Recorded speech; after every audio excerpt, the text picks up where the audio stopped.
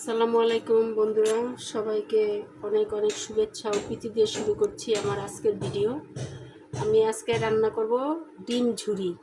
তো ডিম ঝুরিটা করার জন্য আমার এখানে লাগবে কাঁঠালের বিচি। আমি কাঁঠাল বিচি নিয়েছি, আর আজকের কাঁঠালের বিচিটা সময় স্বল্পতার জন্য পরিষ্কার করতে পারি নাই, এতটুকু মোটা মোটা করে কেটেছি। আর পেঁয়াজ নিয়েছি তিনটা, সেই তিনটা পেঁয়াজ এরকম মোটা মোটা করে কেটেছি। আর ছোট ছোট দুইটা আলু প্রসেসিং করা শেষ আমার। আর এদিকে আমি 4টা ডিম নিয়েছি, 4টা ডিমকে আমি এভাবে ঝুরি ঝুরি করে কেটেছি। তা আসুন আমরা রান্না করি। আমি এখানে আরেকটু বাড়তি কাজ করেছি। কাজটা হলো যে এগুলো আমি একটু পানি দিয়ে হালকা সিদ্ধ করে নিয়েছি, যেহেতু কাঁঠালের বিচি নতুন নতুন কাঁঠালের বিচি একটু কষ থাকে, আর পেঁয়াজও যেহেতু কাঁচা একটু ধাঁধালো গন্ধ থাকে, তাই আমি একটু হালকা ভাপ দিয়ে নিয়েছি। আসুন আমরা ডিম ঝুরি করি।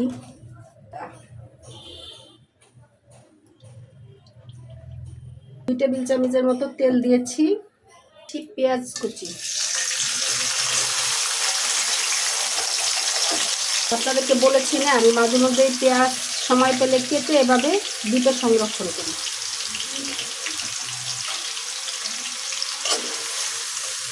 আর পেঁয়াজ কাটাটা একটা অলসতার ব্যাপার, এই জন্য আমার পেঁয়াজ কাটতে সবসময় ভালো লাগে না, আমি সময় পেলে এভাবে করে কেটে রাখি।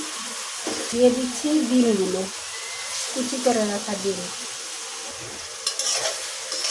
একটু ভেজে নিব কিছু সময়। দিয়ে দিচ্ছি আধা চামচের মতো আদা রসুনের পেস্ট,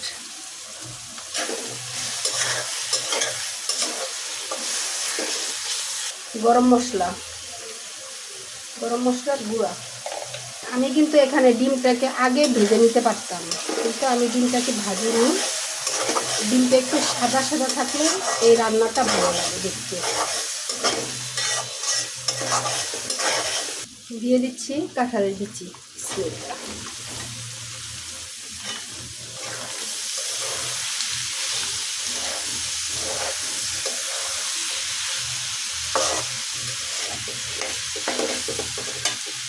মরিচের গুঁড়া হাফ চামচ। এই রান্নাটা বেশি কালার হলে ভালো লাগে না, তো হালকা কালার করব। হলুদের গুঁড়া 1 চামচ। স্বাদ মতো লবণ। যেটা দিব সেটা হলো কাঁচামরিচ।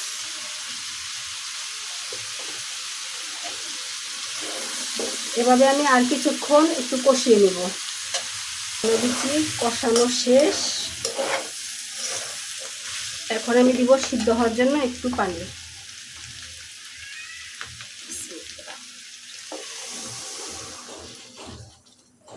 সিদ্ধ হওয়া পর্যন্ত অপেক্ষা করি। আসলে রান্নাগুলি শেয়ার করার একটাই কারণ, অনেকে আমরা ঢাকাতে ব্যাচেলার থাকি, অনেক আপুরা ভার্সিটিতে লেখাপড়া করে বা ব্যাচেলার থাকেন, তারা অনেক সময় রান্নাবান্না পারেন না, বিদায় খাওয়ার অনেক কষ্ট হয়। আবার অনেক ছেলেরা আছে রান্নাবান্না পারে না। তো আমার রান্নাগুলি সব ফার্স্টে থেকে লাস্ট পর্যন্ত শেয়ার করি, যেন দেখে তারা একটু হলেও শিখতে পারে। তো রান্নাটা অবশেষে হয়ে গেল। এখন দিচ্ছি জিরার গুঁড়া। আমার কাছ থেকে যদি কেউ এতটুকু শিখতে পারে, তো সেটাই হবে আমার সফলতা।